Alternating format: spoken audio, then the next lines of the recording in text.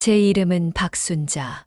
올해 70하고도 5해를 더 살았습니다. 일찍이 남편과는 사별하고 오직 하나뿐인 아들 민준이를 세상 전부로 여기며 살아왔습니다. 제 젊음, 아니 제 인생 전부를 아낌없이 쏟아부었다 해도 과언이 아닐 겁니다. 시장에서 좌판을 벌이고 굳은 공장 일을 마다하지 않으며 악착같이 돈을 모았습니다. 오로지 민준이 하나 잘 키워 번듯하게 살게 하고픈 마음뿐이었습니다. 다행히 아들은 어미 속 한 번 크게 썩이지 않고 잘 자라주었습니다. 좋은 대학을 나오고 번듯한 회사에 취직하고 예쁜 며느리 지영이를 만나 토끼 같은 손주 둘까지 안겨주었지요. 그렇게 잘 자라 어엿한 가정을 꾸리고 사는 아들의 모습은 제 남은 생의 유일한 낙이자 가장 큰 자부심이었습니다. 남들은 아들 집에 얹혀 사는 것이 눈치 보인다, 불편하다 말들도 많았지만 저는 조금 다르게 생각했습니다. 평생을 자식 하나만 보고 살아온 어미에게 이 정도의 보금자리와 안온함은 어쩌면 당연한 도리가 아닐까 하고 말입니다. 내 아들이고 내 손주들인데 한 집에 사는 것이 무엇이 문제란 말인가요? 실제로 아들 내외는 제 앞에서는 단 한 번도 싫은 내색이나 불편한 기색을 제대로 비춘 적이 없었습니다. 적어도 저는 그렇게 믿고 있었습니다. 늘 다정했고 늘 저를 먼저 챙겨주는 듯 보였으니까요. 그날도 여느 때와 다름없는 평온한 가을날 오후였습니다. 하늘은 더없이 높고 푸르렀고 창밖으로는 단풍이 곱게 물들어가고 있었지요. 저는 거실 소파에 앉아 뛰노는 손주 녀석들, 수빈이와 지호의 재롱을 흐뭇한 미소로 지켜보고 있었습니다. 어찌나 귀엽고 사랑스러운지 보고만 있어도 배가 불렀습니다. 며느리 지영이는 저녁 식사를 준비하느라 주방에서 분주했고 퇴근하고 돌아온 아들 민준이는 잠시 제 곁에 앉아 과일을 깎고 있었습니다. 사각사각 과도 소리가 조용히 울려 퍼지는 참으로 평범하고 그래서 더없이 안온하게 느껴지는 풍경이었습니다. 네, 바로 그 순간이 오기 전까지는 말입니다. 고요한 저녁의 정적을 깨뜨린 것은 다름 아닌 제 아들 민준이의 목소리였습니다. 과일을 깎던 손을 잠시 멈춘 아들이 저를 똑바로 보며 말했습니다. 어머니, 이제 저희 집에서 그만 나가주셨으면 좋겠습니다. 순간 세상의 모든 소리가 멎는 듯 했습니다. 제 귀를 의심했습니다. 방금 네가 무어라 하였느냐? 잘못 들었겠지. 나이 탓에 귀가 어두워져 헛것을 들었을 게야. 애써 태연한 척 되물으려 했지만 목소리가 제대로 나오지 않았습니다. 제 심장은 이미 쿵하고 바닥으로 떨어지는 기분이었습니다. 아들의 얼굴을 마주 보았습니다. 농담이라 하기에는 너무나 무겁고 너무나 진지한 표정. 옆에서 멈칫하는 며느리의 기색까지 느껴졌습니다. 설마 했던 일. 아니, 감히 설마 할 필요조차 느끼지 못했던 바로 그 일이었습니다. 내 평생을 바쳐 키운, 내 목숨보다 더 귀하다 여겼던 아들의 입에서 나온 말이었습니다. 마른 하늘의 날벼락이라더니 꼭 그런 기분이었습니다. 온몸에 피가 차갑게 식는 것 같았고 숨이 턱 막혀왔습니다. 벼락을 맞은 듯 온몸이 떨려왔고 눈앞이 캄캄해졌습니다. 75년 제 인생이 제 존재의 이유가 송두리째 부정당하는 순간이었습니다. 믿었던 모든 것이 한순간에 무너져 내리는 소리가 들리는 듯 했습니다. 믿었던 아들에게, 내 전부였던 아들에게 버려지는 이 순간이 꿈이 아니라 현실이라는 사실이 너무나도 참혹하게 다가왔습니다. 얼마나 그러고 있었을까요? 멍하니 허공만 바라보는 제 곁으로 아들 민준이가 다가와 조심스럽게 무릎을 꿇었습니다. 붉어진 눈시울, 죄책감으로 일그러진 아들의 얼굴을 보니 가슴이 또 한 번 미어졌습니다. 어머니 죄송해요. 정말 죄송해요. 민준이는 차마 제 눈을 마주치지 못하고 고개를 떨궜습니다. 하지만 저희도 더는 이렇게 살 수가 없었어요. 어머니께는 차마 말씀드리기 어려웠지만 쌓인 게 너무 많았습니다. 쌓인 게 많았다고요. 그 말이 비수처럼 날아와 박혔습니다. 평생을 참고 희생하며 산 것은 난데 무엇이 그리 쌓였다는 말인지.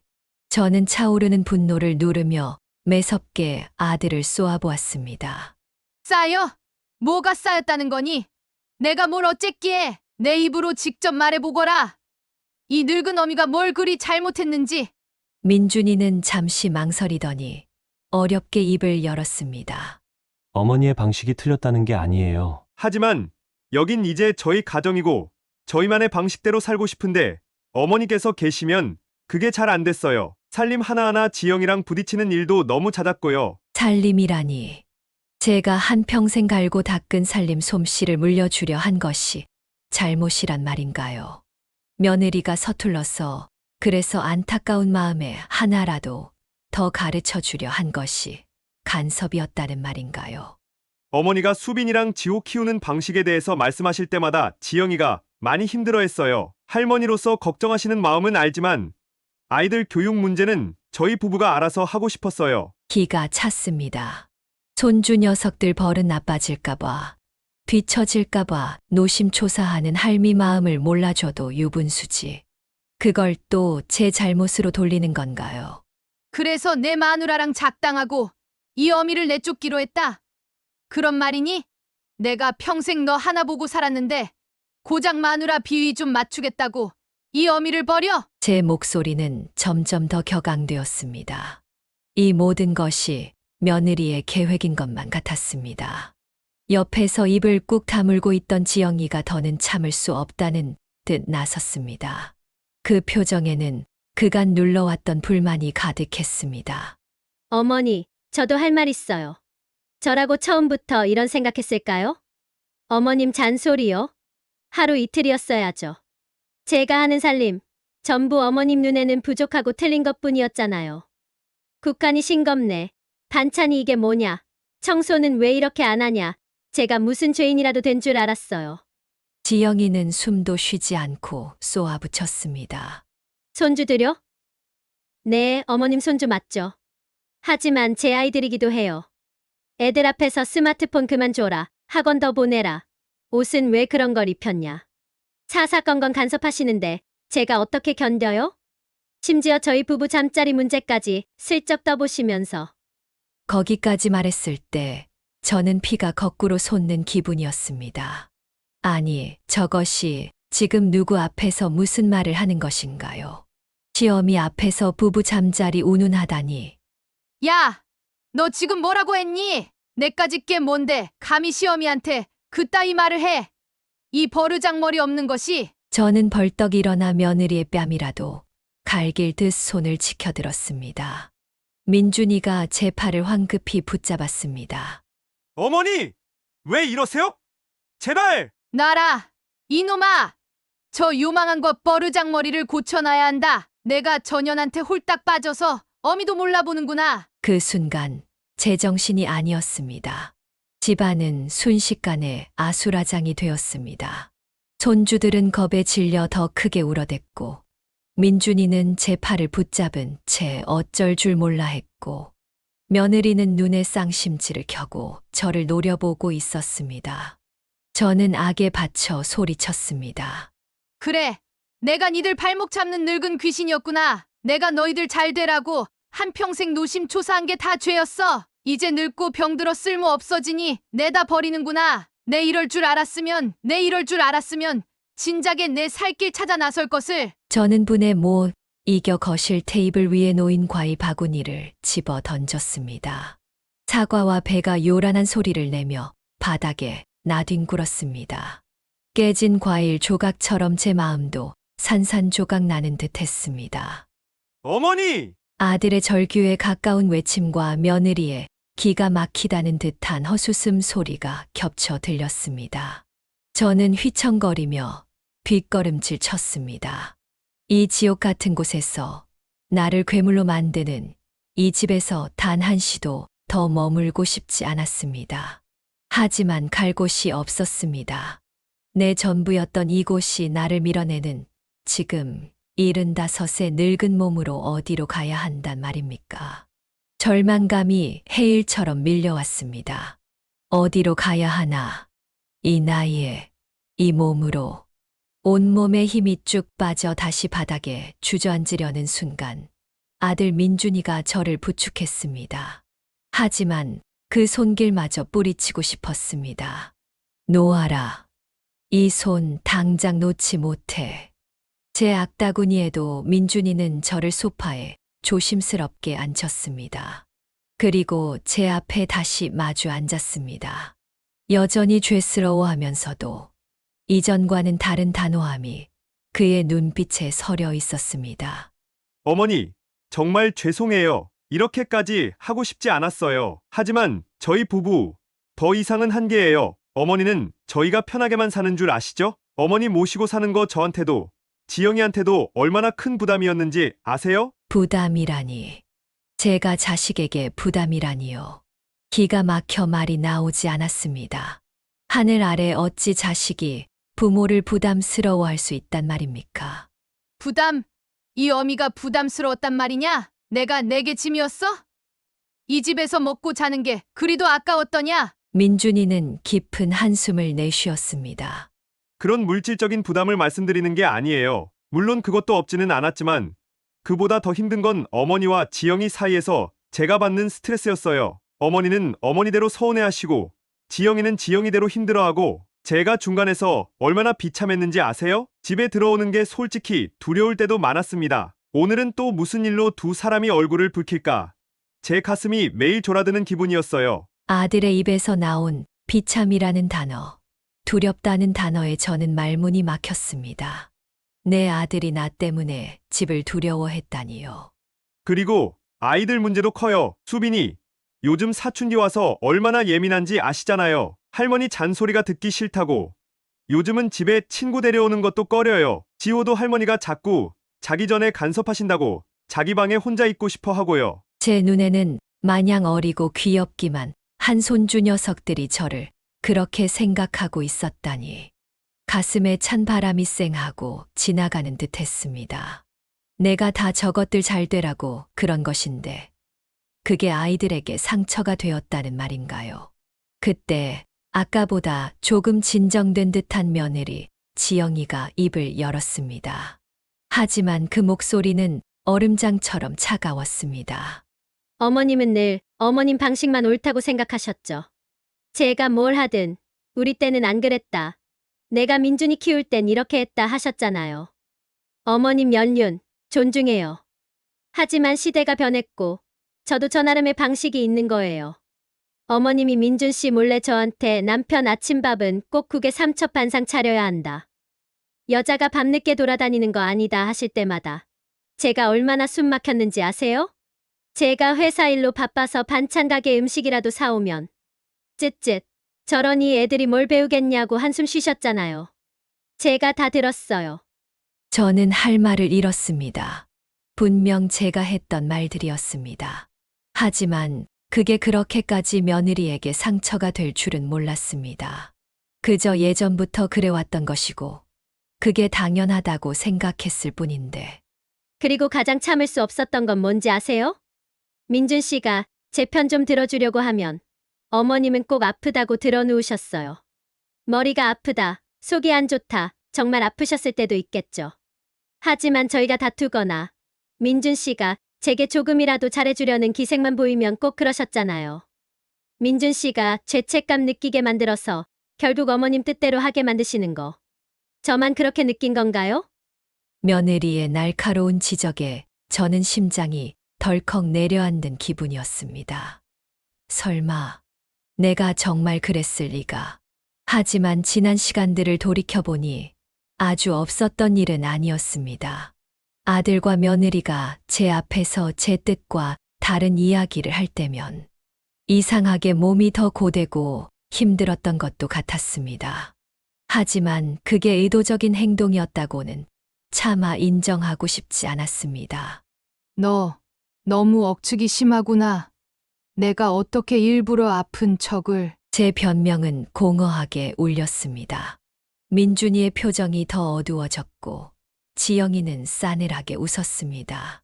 이제 와서 발뺌하지 마세요. 어머님, 민준 씨도 다 알고 있어요. 모른 척했을 뿐이지. 순간 저는 무너져 내리는 기분이었습니다. 가장 믿었던 아들마저 제 속내를 알고 있으면서 저를 기만했다는 생각에 치가 떨렸습니다. 이민준, 너도 알고 있었어? 내 어미가 아픈 척 연기하는 걸 알면서도 모른 척하고 그년 편을 들었다는 거니? 어머니! 민준이가 버럭 소리를 질렀습니다. 지금까지 그가 저에게 보였던 가장 격한 반응이었습니다.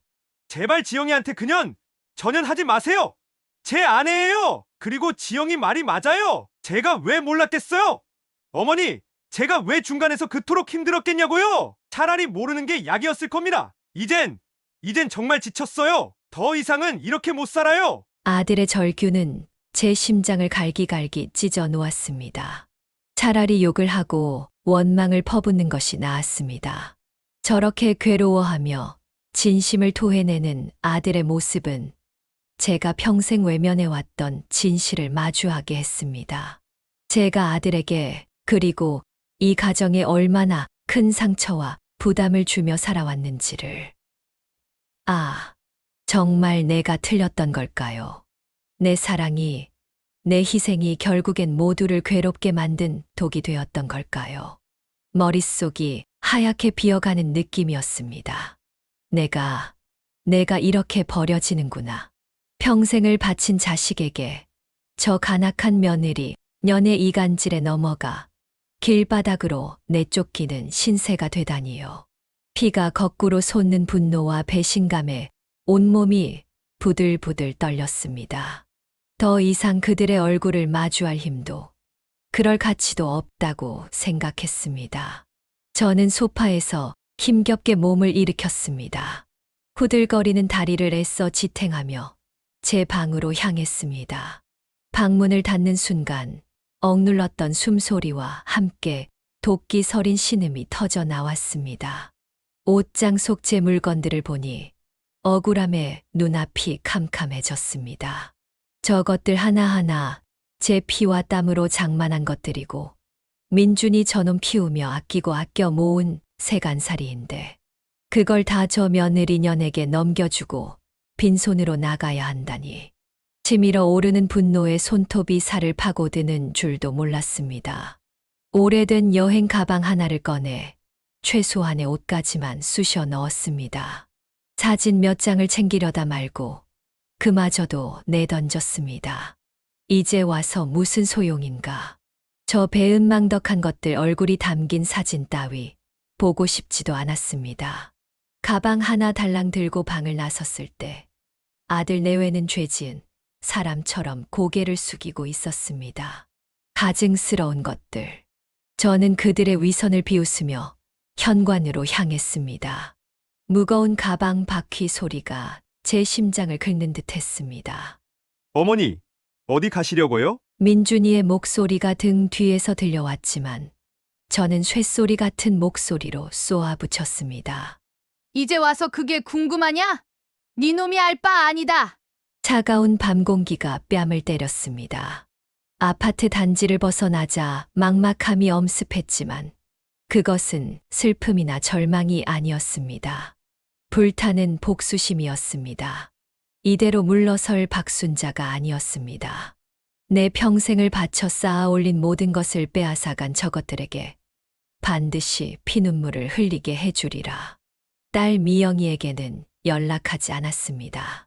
이 치욕스러운 모습을 보일 수도 없었지만 제 복수 계획에 방해가 될 뿐이라고 생각했습니다. 이 일은 오롯이 저와 저를 배신한 아들놈과 그년을 향한 것이어야 했습니다. 당장 갈 곳이 마땅치 않았습니다. 친구 은희에게 갈까 잠시 고민했지만 구차한 동정은 받고 싶지 않았습니다. 일단 몸을 누일 곳이 필요했습니다. 주머니 사정도 넉넉지 않아 저는 허름한 여관 골목으로 발길을 옮겼습니다. 음침하고 퀴퀴한 냄새가 나는 낡은 여관방. 창문으로는 옆 건물의 벽만 보이는 답답한 공간이었습니다. 이런 누추한 곳에서 밤을 보내야 한다는 사실이 제 분노를 더욱 부채질했습니다. 짐을 던져놓고 낡은 침대에 걸터 앉았습니다. 사방이 적막했습니다. 아들 집의 온기와 웃음소리는 이제 신기루처럼 아득했습니다. 하지만 외로움보다는 치밀어 오르는 복수심이 저를 잠 못 들게 했습니다. 이 치욕, 이 굴욕, 반드시 몇 배로 돌려주리라. 며칠 동안 저는 여관방에 틀어박혀 있었습니다. 밥맛도 없어 제대로 먹지도 못하고 잠도 거의 자지 못했습니다.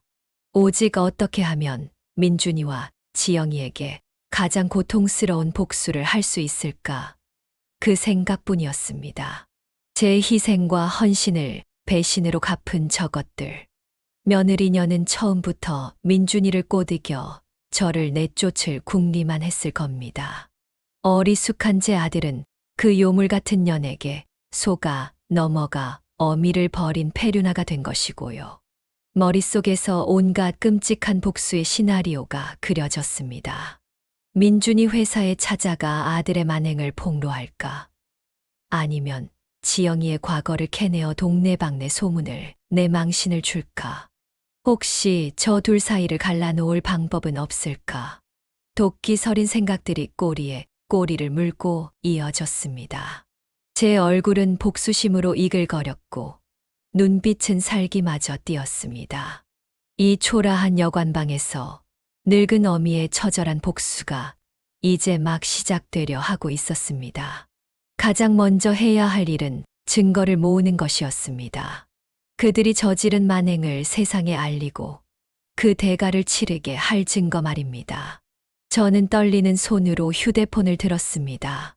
아직 저장되어 있는 민준이와 지영이의 연락처, 그리고 그들의 주변 사람들. 저는 차갑게 웃으며 첫 번째 목표를 정했습니다.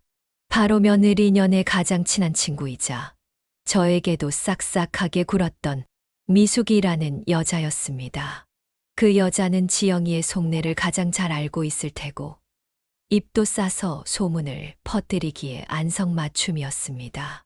저는 떨리는 손으로 휴대폰에서 미숙이의 번호를 찾아 전화를 걸었습니다.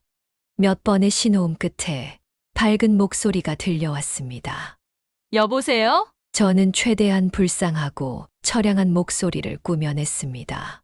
목소리가 절로 떨려 나왔지만 그것은 슬픔 때문이 아니라 들끓는 분노와 도끼 때문이었습니다. 미숙 씨 나예요. 민준이 엄마. 어머님? 어쩐 일이세요? 목소리가 왜 그러세요? 안 좋으신 일 있으세요? 미숙이의 걱정스러운 목소리가 전화기 너머로 들려왔습니다. 덫에 걸려든 것이지요. 저는 마치 금방이라도 숨이 넘어갈 것처럼 가냘프게 흐느꼈습니다. 미숙 씨 내가 길바닥에 나앉게 생겼어요. 민준이랑 지영이 그 독한 것들이 이 늙은 어미를 집에서 내쫓았어요. 네.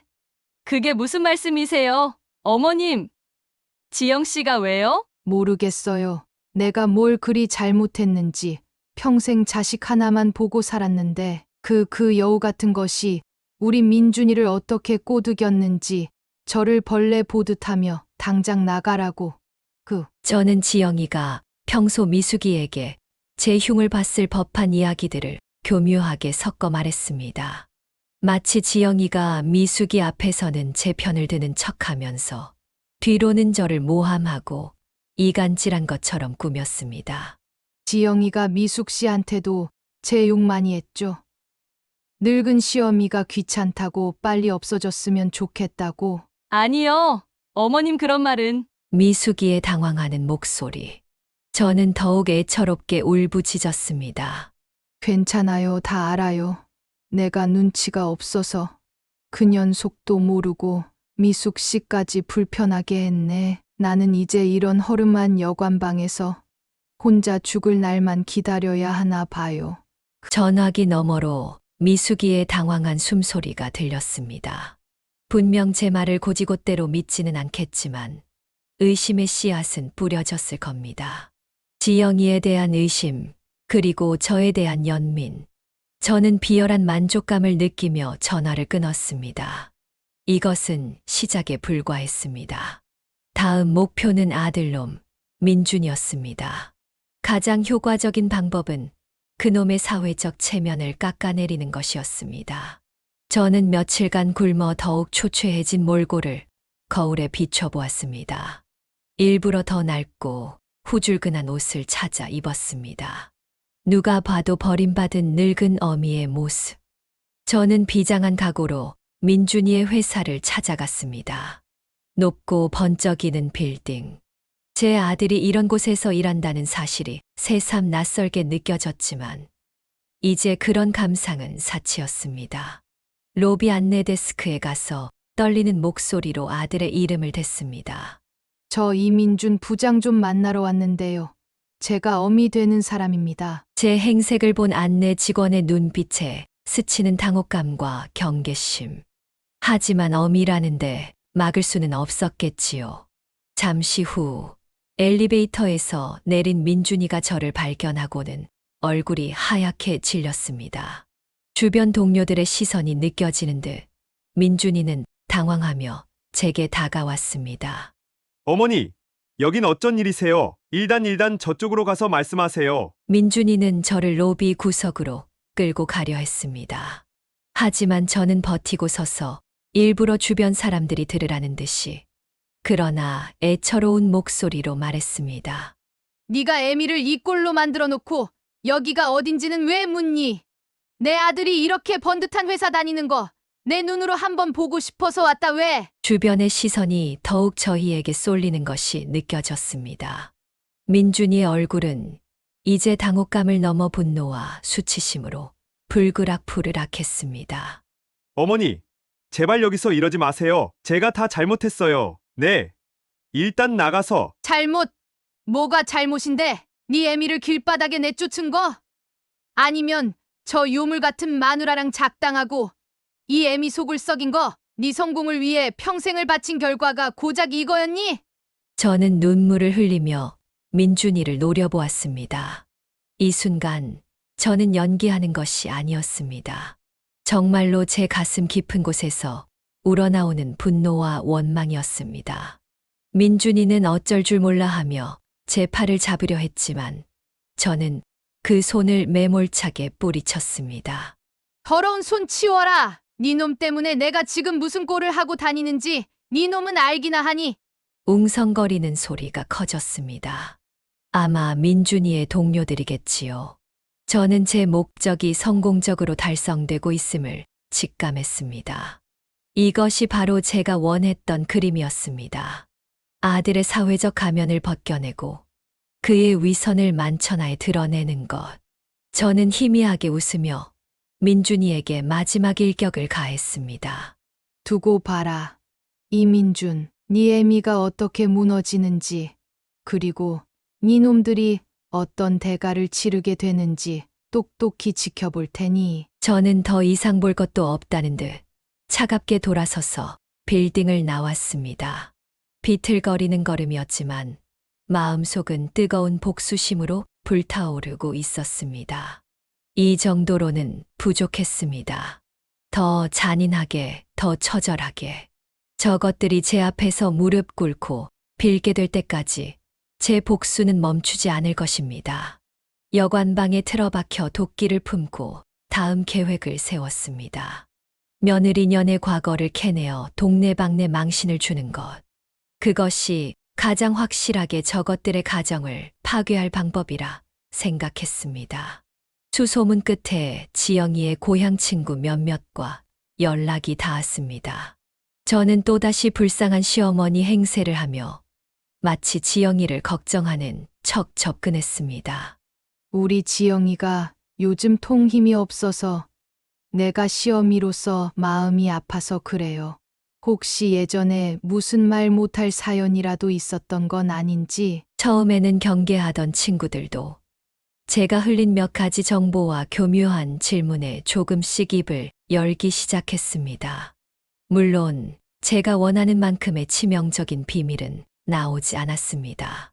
하지만 사소한 험담이나 과장된 소문들을 긁어 모으는 것은 어렵지 않았습니다. 저는 그것들을 잘 버무려 마치 지영이가 문란하고 문제가 많은 여자였던 것처럼 이야기를 만들어냈습니다. 그리고 그 소문을 과거 저와 안면이 있던 동네 사람들에게, 그리고 민준이의 먼 친척들에게까지 흘렸습니다. 온라인 익명 게시판 같은 곳에 은근슬쩍 글을 올리기도 했습니다. 아들 내외의 귀에도 분명 들어갔을 겁니다. 집안이 발칵 뒤집히고 서로를 의심하며 싸우는 모습이 눈에 선했습니다. 고소했습니다. 그래, 더 고통스러워해라. 더 비참해져라. 이것이 너희가 죄 없는 어미를 내쫓은 대가다. 그런데 이상했습니다. 복수가 진행될수록 제 마음 한구석이 점점 더 공허해져 갔습니다. 밤이면 악몽에 시달렸고, 낮에는 문득문득 울컥 눈물이 쏟아졌습니다. 거울에 비친 제 모습은 복수심에 불타는 귀신 같았습니다. 헬쑥한 얼굴, 도끼 서린 눈빛, 바짝 마른 입술. 제가 봐도 흉측했습니다. 그러던 어느 날이었습니다. 공원 벤치에 멍하니 앉아 있는데 저 멀리 익숙한 뒷모습이 보였습니다. 지영이와 제 손주들, 수빈이와 지호였습니다.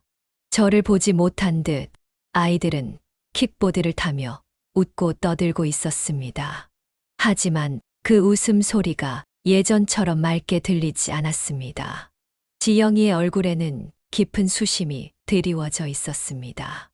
문득 나무 뒤에 숨어 그들의 대화를 엿듣게 되었습니다.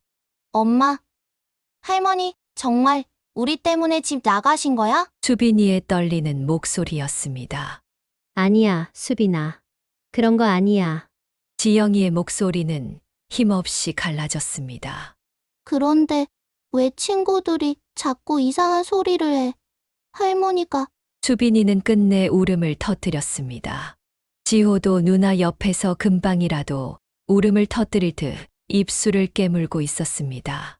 그 모습을 보는 순간 제 심장이 쿵 하고 내려앉았습니다. 제가 무슨 짓을 한 걸까요? 제 복수심이 결국 아무것도 모르는 어린 손주들에게까지 상처를 주고 있었던 겁니다. 저 아이들의 눈망울에 슬픔과 혼란을 심어준 것이 바로 저 자신이라는 사실을 깨달았습니다. 순간 온몸에서 도끼가 빠져나가는 듯한 허탈감이 밀려왔습니다. 복수. 그것이 저에게 남긴 것은 무엇이었을까요? 결국 저 자신마저 파괴하는 독이 아니었을까요? 그날 이후 저는 모든 복수 계획을 멈추었습니다. 더 이상 전화를 걸지도 소문을 퍼뜨리지도 않았습니다. 지긋지긋한 여관방을 나와 작지만 해가 드는 작은 월세방을 얻었습니다. 아들 내외에게 연락하지 않았습니다.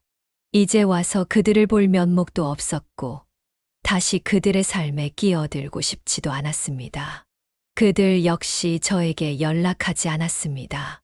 아마 제가 벌인 일들을 알고 있겠지요. 원망할 수도 두려워할 수도 있겠지요. 저는 그저 묵묵히 제 삶을 살아내기로 했습니다.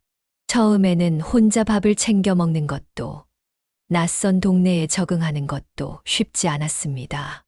외로움과 후회가 파도처럼 밀려올 때도 많았습니다. 하지만 시간을 들여 조금씩, 아주 조금씩 제 자리를 찾아갔습니다. 가끔 오랜 친구 은희와 통화를 하며 소식을 전하고 동네 복지관에 나가 소일거리를 찾기도 했습니다. 아직 아들 내외를 완전히 용서한 것은 아닙니다. 그들이 제게 준 상처는 너무나 깊습니다. 하지만 이제는 그들을 이해할 수 있을 것 같습니다. 그들 역시 저 때문에 힘들었을 테고 그들 나름의 사정이 있었겠지요. 그리고 저 역시 완벽한 피해자만은 아니었다는 것을 인정하게 되었습니다. 씁쓸한 이해였습니다. 돌이킬 수 없는 과거에 얽매여 서로를 증오하기보다는 이제 각자의 자리에서 각자의 삶을 살아가는 것이 최선일지도 모릅니다. 복수의 끝에서 제가 찾은 것은 화려한 승리가 아니었습니다. 그저 제 삶을 오롯이 책임져야 한다는 냉정한 현실과 그럼에도 불구하고 살아가야 한다는 조용한 다짐뿐이었습니다. 저는 오늘도 창문을 열고 새로 시작된 저의 하루를 맞이합니다. 여전히 상처는 남아있지만 더 이상 과거의 망령에 사로잡히지 않으려 합니다. 복수의 칼날을 거두고 제 삶에 집중하기 시작한 지 몇 달이 흘렀습니다.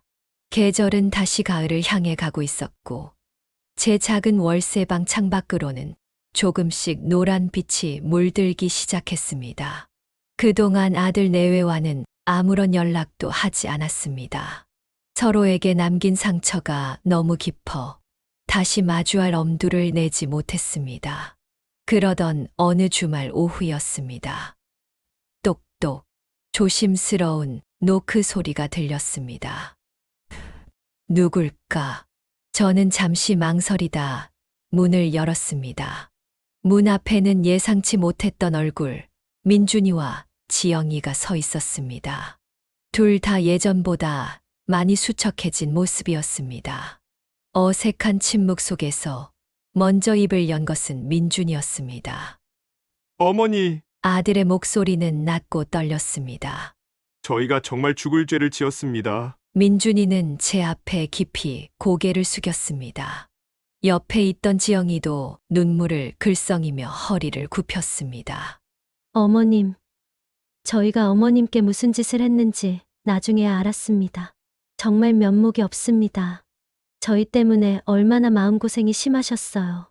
두 아이는 제가 퍼뜨린 악의적인 소문들로 인해 큰 고통을 겪었을 터였습니다. 그럼에도 그들은 원망 대신 사과를 먼저 건넸습니다. 어쩌면 그들도 저만큼이나 힘든 시간을 보내며 많은 것을 깨달았는지도 모르겠습니다. 저는 가만히 두 사람을 바라보았습니다. 예전처럼 분노나 원망이 치밀지 않았습니다. 대신 씁쓸함과 함께 묘한 안도감이 밀려왔습니다. 이제야 정말 끝낼 수 있겠구나 하는 생각. 됐다. 제 입에서 나온 말은 의외로 담담했습니다. 지난 일이다. 너희도 힘들었겠지. 나도 잘한 것 없다. 민준이가 고개를 들고 제 눈을 바라보았습니다. 그 눈에는 진심 어린 반성과 회한이 담겨 있었습니다. 어머니, 저희 집으로 다시 모시고 싶습니다. 저희가 정말 잘하겠습니다. 저는 부드럽게 고개를 저었습니다.